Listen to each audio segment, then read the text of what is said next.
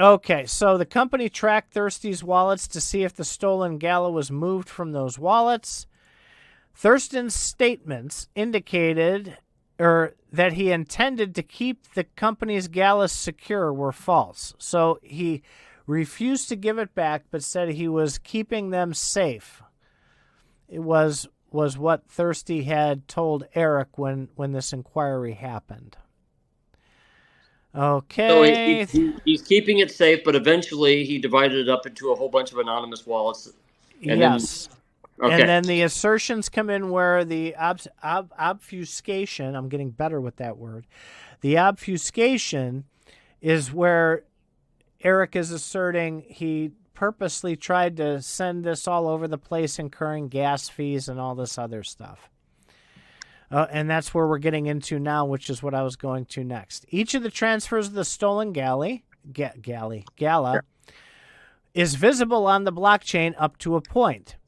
When the digital asset is transferred to a centralized exchange, it's no longer visible on a blockchain explorer.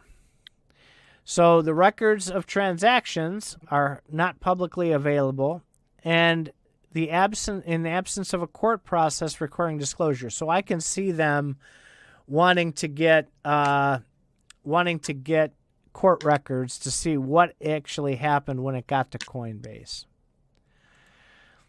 Nearly all the stolen GALA ultimately ended up at a centralized exchange. The total value of the stolen GALA at the time was $130 million. Where have we seen that number before? Where have we seen it?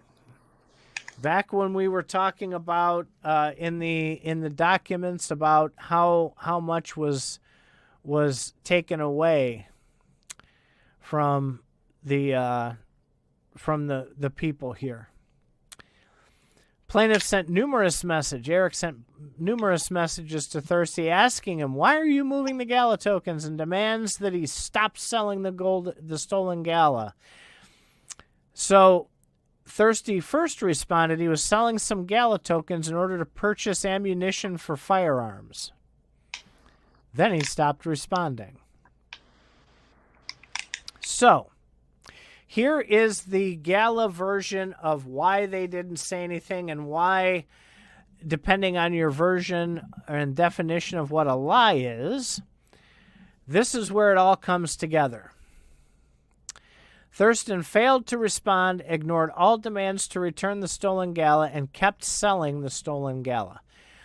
Unable to secure the stolen GALA from Thurston and unable to make public disclosures regarding the stolen GALA without fear of initiating a panic, the company was forced to seek an engineering solution to the problem at hand.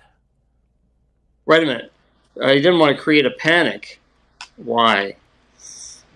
Saying we lost $19 million. So wait, is GALA Games worried about how people might value the token if a panic happens? The company, or to what they might think of the company if they find out that one of the co-founders / owners is stealing and or selling 9 billion GALA tokens. Okay. Well, no, I'm wondering. Is this panic worried about token price? Maybe. I don't know. It doesn't say. It doesn't say what their intention behind that statement that's just my thought, is why would you care if there's a panic? If he sells the tokens are just used in the games, right? So, I mean, I would think that would be price related. So it could be, or causing a panic among the customers over at the GALA in the GALA ecosystem, right? Saying, oh my God, they're rugging us, kind of like they mentioned above, and wanting people to lose faith in GALA, causing the company harm, all that legal speak that they use, right?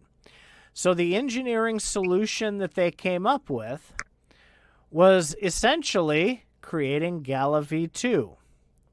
Since Thirsty held all the GALA V1 tokens and was doing whatever with them, right, selling them as their assertion, if they were to change the token to a different version and convert everybody over to a new token, those V1 tokens that Thirsty was selling, according to them, would be worthless. He wouldn't be able to sell them anymore, because they would whitelist or blacklist those conversions from V1 to V2. Like, that's the same way that Ethereum dealt with a hacker, I believe, where somebody hacked the Ethereum security, and they stole like $40 million or something like that. And so the Ethereum blockchain a number of years ago did a fork. They forked away, and that's how Ethereum Classic was created. Yes, I remember reading about that. So it talks about the process. When V2 was issued, the tokens were not deposited into Thurston's wallets, and he was left with obsolete V1 tokens in those wallets. After that, Thirsty was no longer able to sell the stolen GALA from the Thurston wallets. So that may, little observation here, that may be why Thirsty turned on his nodes and started accumulating GALA and then selling the GALA he was getting from his nodes. By taking this action, the company was able to mitigate some of the damage caused by Thirsty and prevent him from further enriching himself by liquidating stolen GALA. At that time, Thirsty had already moved approximately half of the 8.6 billion stolen tokens, valued at $130 million at the time. Thirsty's story regarding these tokens has been inconsistent. He initially claimed he had moved the stolen GALA from the company's savings wallets to keep the assets secure for the company. Other times, he pretended not to know anything about it. It appears Thirsty's new story is that GALA he stole from the company treasury actually belonged to him or True North.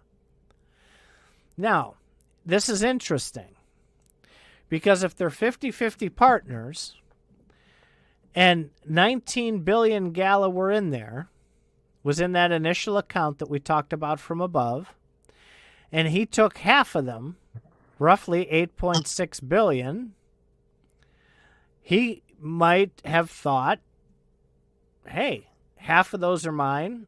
This is my 8.6 billion. He had the keys to all of those accounts. He could have taken it all. Yeah, but the problem I'm having with that is it sounds. Let's just say that Eric's the CEO and Thurston's not, right? He's like president of blockchain or something like that. So basically, one of these two partners has decided on their own to liquidate all this GALA and keep it. Now, there was something said in Thurston's thing about how the board had decided that they were going to liquidate GALA assets and stuff. Okay, wouldn't that go to the company? Why would that turn around and all go back to Thurston? So if he did have some sort of claim to say, well, this is mine, does that mean he's firing himself from the company? He's like, I'm just taking it and I'm liquidating myself from the company at this point. Right. So I'm just building on the speculation here. Yeah, I know. I'm trying to find a good faith reason why he might have just taken all that GALA. Well, but he only took roughly half, which he may have thought was his half that he was going to keep safe himself. Now, I'm not saying that's right or wrong, but I'm saying I know there's nothing that Eric could have done to stop him from taking all 19 million. So what? So why? Wow, he's a fine, upstanding guy because he believed the wrong thing. My thought is, okay, if he's talking about Eric did some things without board approval, sounds like he did the same thing. He went and just grabbed this stuff and just told everybody, "Hey, I'm going to watch this stuff," and then later sold it all. So that's all I'm alluding to here. I'm not saying. Yeah. I'm just trying to keep things honest here about why he might have stolen it. Why he might have stolen it. If he thinks that was his, how come he didn't work with the company on that? I mean, did he really think that half of the GALA tokens was Eric's alone and the other half was his alone? That's quite a huge amount of compensation. So I don't know. again, a board would have to be in the middle of this to approve all this stuff. This sounds Should really have been, fishy. yes. So Should it sounds have been, really yes. fishy, and I'm struggling to find a reason where he could, even if he thought that the half was his, that he could do it in such an arbitrary way and be in the right. That's all I'm saying.